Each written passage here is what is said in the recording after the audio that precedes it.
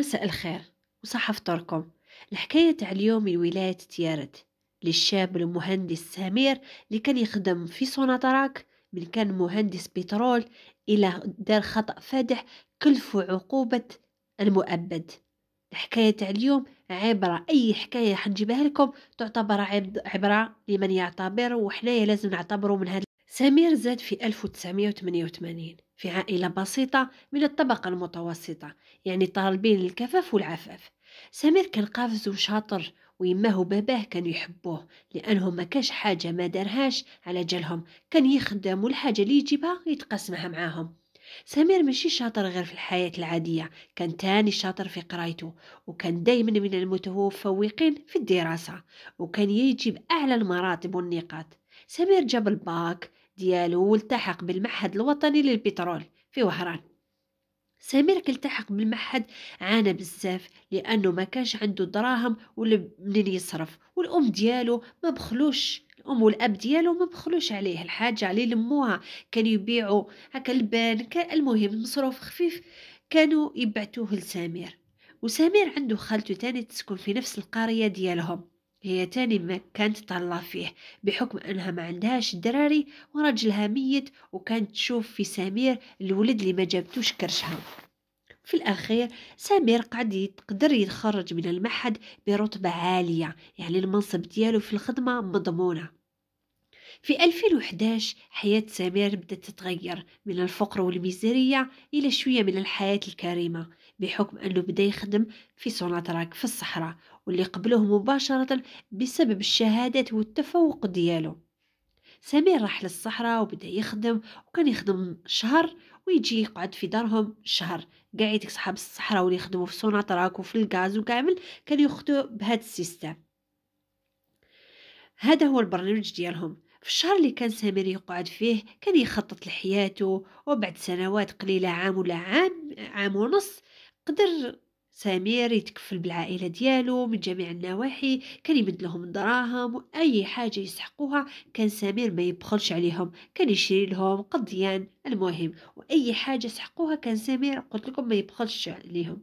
وبعد هذا الاكتفاء ديال سمير شرى قطعة أرض وبدأ يبني فيها، وعمره ما بخل على ولا نسى تاني خالته اللي كانت تهلا فيه كي كان في المعهد، كي كان محتاجها. سمير حب يرد لها هي تاني شوية من خيرها، هي تاني كان يروح لها ويشري لها ويونسها، يعني كان يقعد معاها يا مات وشوية في دارهم وشوية في دار خالته هدية. كان سمير كل ما يبات عند خالته كي يروح يصلي الفجر كان يجيب معاه الخبز ويقضي لها، وهي مسكينة كانت تسناه وتفرح به، تحس وليدها تخلى عليها. كل شيء كان عادي وطبيعي حتى نهار اللي صرات المصيبة الكبيرة. في يوم من الأيام الجيران اللي كانوا يدخلوا عند العجوزة هذه الكبيرة خالة سمير، وكانوا من داك يفقدوها ويقعدوا معاها، وأي وحدة من جيرانها تطيب حاجة تبعت لها لهاد العجوزة كبيرة. هنا الجيران استغربوا كيفاش 3 ايام ما بانتش وما شافوهاش، وهي كي تجي رايحه تروح تبات عند خوتها ولا تروح عند الاقارب ديالها كانت تقول لهم باش يعسوا لها دارها، بصح هنا 3 ايام ما بانتش وما شافوهاش. هنايا الجيران تفاهموا انهم يكسروا الباب ويدخلوا للدار باش ما يصيرلهمش كاش مصيبه ولا تساؤلات مع الشرطه، ودخلوا على ضربه حتى يلقاو المصيبه الكبيره او الصدمه الكبيره.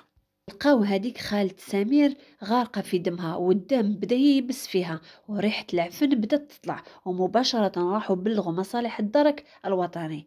بعد ما جاوا مصالح الدرك الوطني والشرطة العلمية وبداو يرفدوا في البصمات، وكان داو جثة الضحية في مصلحة حفظ الجثث بتيارت. الدرك الوطني كي بدا يخدم في مسرح الجريمة لقاو الدار مسروقة كامل، الذهب والتلفزيون والدراهم تاع العجوزة كامل مسروقين، يعني الدافع الحقيقي اللي صدموا على هاد العجوزة غير باش يسرقوها. الدرك بدا يسقسي في الجيران ديالها، يا هل سمعتوا كش حاجة ولا شفتوا حاجة غريبة، ولا شكون اللي موالف يدخل ولا يجي لعندها، لكن ولا واحد شاف ولا سمع حاجة. مع بداية التحقيقات في مسرح الجريمة وداخل الغرفة اللي ماتت فيها العجوزة لقاو آثار تاع صباط فوق هذاك الدم، يعني كي كان الدم سخون كش واحد عفس عليه وبقاو آثار الصباط لتما باينين. أبحاث الشرطة بداو يحوسوا على صاحب الحذاء المجهول، لأنه هذا هو الخيط الوحيد ديالهم. وعاودوا سقساو الجيران هاد العجوزة شكون اللي موالف يجي لعندها. قالوا لهم الجيران أنهم عندها خوتها تسكن في آخر القرية. راح رجال الأمن ولقاو هاد المعلومة صحيحة، عندها أختها. بداو في التحقيق معاهم. هنا تصدموا الأخت الضحية وأولادها، لأنهم ما كانوش عارفين إلا من رجال الدرك الوطني. وهنا بداو يماتوا بالبكاء ويتباكوا على وغازتهم خالتهم مسكينة اللي ماتت بهذيك الطريقة البشعة. والدرك الوطني هنايا زاد سقسا على سمير وين راه، لأنه الجيران قالوا أنه آخر واحد كان معاها هو سمير. سمير قالت لهم وليدو خرج صباح ربي راح للسوق في المدينة ودوك شوية هكا ويجي. قعدوا مصالح الدرك الوطني يستناو فيه، وبعد ساعة جا سمير للدار. سمير كان خايف شوية. هنا الشرطة ألقت القبض عليه وقالوا له كيفاه ما سمعتش بخالتك اللي ماتت. قال لهم ما سمعتش، نض صباح وربي رحت للمدينة. وبدا يبكي ويعيط. وفجأة الشرطة هنايا شافت الصباط اللي كان لابسو سمير، نحوهوله وكان معمر من تحت بالدم. ولما كان تحليل على الدم اللي كان في الصباط ديالو لقاو الدم متطابق مع الدم الخلا ديالو. هنا ما عنده حتى حجة. الدليل الإدانة ديالو أثبت أنه هو القاتل وحكموا عليه بالمؤبد، بما أنه ما عندناش حكم الإعدام. مع بداية التحقيقات مع سمير قال لهم أنا مستحيل أني نقتل خالتي اللي تهلط فيا وتحبني وندبحها. وبالنسبة للدم اللي كان في صباطي راح نحكي لكم الصراحة. النهار اللي كنت رايح عند خالتي كي دخلت للدار لقيتها مقتولة وغارقة في دمها، ومن الخوف والتوتر ديالي ما عرفتش واش ندير. خرجت نجري، كنت خايف يباصيوني، وهذا الدليل لأنه خليت البصمات تاع الحذاء ديالي بدون قصد. وانا خالتي حالتي المادية لبس بيا وخدم في سوناطراك، مستحيل انه يغروني دراهم ولا ذهب تاع خالتي. المهم سمير قعد شايد في الأقوال ديالو لأنه ماشي هو القاتل. قعد سمير 4 سنوات في السجن، والحكاية ديالو بداو الناس تنساها، والأحلام تاع العائلة ديالو تبخرت. وحتى الدار اللي كان يبني فيها باش يتزوج كلشي قعد هكاك. والناس قاعدين كاين اللي امنوا باللي هو اللي قتل، وكاين الناس اللي ما قاعدين شادين في البراءة ديالو. المهم الناس نساوه والسيد محكوم عليه بالمؤبد. بعد 4 سنوات من سجن سمير راح تصرى معجزة، وكما يقولوا يا قتل الروح وين تروح. واحد نهار مع العشية زوج جارات تفهموا، قالت لها رأي نروحوا عند جارتنا الكبيرة في اللاج يطلعوا عليها ويتفقدوا أمورها. هنايا هاد الجيران قاعدين ماشي مولفين يدخلوا للديور وكامل، مولفين يقعدوا في الزنقة يقعدوا يقصروا. هادي تسقسي على أحوال هادي بصح للديور جام يدخلوا. هذاك النهار سبحان الله قالت لجارتها ايا نروحوا نطلعوا على فلانه. قالت لها ماشي مشكل، العشيه نروحوا. كي راحوا دقدقوا واش راكي لاباس راكي مليحه وبخير، حلت عليهم. قعدوا في الصالون، قعدوا قيس ساعه. العجوزه هذيك مولات الدار راح تطيب لهم القهوه. مولات هذيك صاحبه الفكره اللي قالت لجارتها اي نروحوا عند جارتي بدات تحسس واحد الفوتاي، اي قعدت تتمعن عليها وتتمعن فيه. وقالت لجارتها باللي عندي شك من هذا الفوتاي نفس الفوتاي اللي كان عندي واللي تسرق عندي 3 سنين، هو من اللي تسرق لي. الجارات هذيك قالت لها بدلي الهضره بلاكي تسمع لك فلانه. قالت لها تزعف دخلنا لدارها وبدينا نهضروا عليها عيب عليك. قالت لها لا قالت لها باش نقول لك كاين اماره هنايا وراح نتاكد باللي هو. قالت لها شوفي انا راني كي كان عندي دراهم ولا شويه مصروف زياده كنت نخبيه داخل فوتاي ونعاود نخيط عليه بواحد الخيط هكايا واحد اللون واسمه. قالت لها دوك اذا جبته هذاك هو هنا تشهدي معايا باللي هذاك هو الفوتاي ديالي. الجارة قبل ما تجي جارتها اللي طيبت لهم القهوة راحت جبدت الفوتاي وأكدت للجارة باللي تاع الصح، وقالت لها راني شافية على المبلغ المالي اللي راني مخبياته إلى يومنا هذا عنده 3 سنين. الجارة بعد ما جات العجوزة الكبيرة وطيبت لهم قهوة وشربوا كامل، جات خارجة قالت لها والله غير عجبني الفوتاي ديالك. قالت لها منين شريتيه؟ قالت لها والله ما شريته، غير وليدي كان قش بيع وهكايا هو اللي شراه لنا كي جينا رحلنا في هذه الدار جديدة. قالت لها كان الصالون فارغ جابوه حطوا لتما. وليدها الكبير، ووليدها معروف باللي عنده سوابق عدليه وانه الفوايو تاع الحومه. هاد الجاره خرجت من دار جارتها وراحت لراجلها، قالت له الفوتاي اللي كانت سرقنا من الدار عندها 3 سنين اني لقيته عند الجاره الفلانيه. قالها يا مرة راكي متأكدة؟ قالت له راني متأكدة 100%.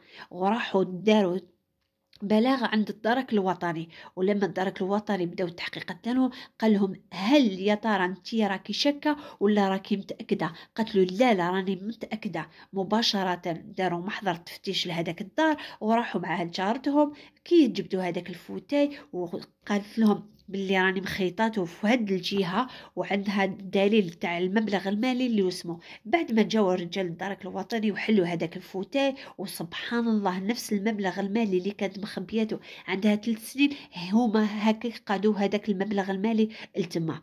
بعد استجواب العجوزة هذيك وش راجلها، قالت لهم بلي وليدي جابوه حطوه هنايا بعد ما رحلت.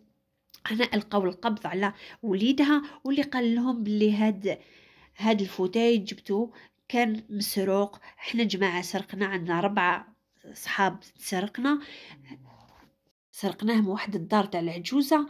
سرقنا كاع سرقنا التلفزيون، سرقنا الدراهم والذهب وكامل. وقال لهم على افراد العصابة اللي كان سرق معاهم. الرابع اللي تسرق مع هادوك العصابة ما قدرش يصبر، قال للراجل الشرطة هذاك الضمير تاعي مانيش مرتاح. قالوا باللي هذيك العجوزة اللي رحنا سرقناها هنايا قتلناها. هنايا راجل الشرطة هذاك قال له ما تقوليش الفلانية اللي كانت ساكنة هذا. قالوا نعم إيه أنا هي، حنايا رئيس العصابة اللي قتلها. احنا ما كناش معولين على السرقة، ولكن رئيس العصابة تاعنا هو اللي قتلها. وقال حط لنا الرموز في الرقبة، قال لنا بالكو تهضروا إذاكش واحد هضر راح يتقتل هو تاني. وهاد المدة تاع 3 سنين والضمير تاعي راهو يعذب فيا وما قدرش نرقد ونقعد غير نيماجيني فيها في المنامات والأحلام ديالي. هنايا رجل الشرطة سبحان الله اللي كان شاهد قضية تاع سمير هو نفسه اللي شاهد لهاد القضية تاع هاد العصابة اللي سرقت. هنايا قال له ما تقوليش هذيك هي، وبداو جبدوا قضية تاع سمير باللي هو ماشي هو اللي قتل. وهنايا كما نقولوا يا قاتل الروح وين تروح ما عندك غير حقك تديه لو كان من ابد الدهر. المهم عاودوا داروا تحقيقات في هذه القضية وخرجوا سمير ببراءة كاملة وسبحان الله، واعتقلوا هذه العصابة اللي داو هما تاني مؤبد. وسمير عاود ولا الخدمة تاعو، عاود ولا لدارو والاحلام تاعو ولا العائله ديالو. وشنو الغلطه اللي دارها سمير؟ نورمالمون هو شاف الخالته هكاك مذبوحه ومقتوله وغارقه في دمها، يروح للدرك الوطني ويدير فيهم الثقه العمياء ويديكلاري، ماشي يروح شافها مذبوحه وشافها غارقه في دمها هو من الخوف ديالو راح هرب وخلى بصمات الصباط ديالو معمرين بالدم تاع خالته. المهم اي حاجه تبليغ للشرطه او للدرك او المهم السلك الامني. وهنايا الغلطه صغيره تقدر تكلفك. هنايا ربي برك حب يبين الحقيقه ويخرج سمير براءه، والحمد لله ولا الخدمه تاعو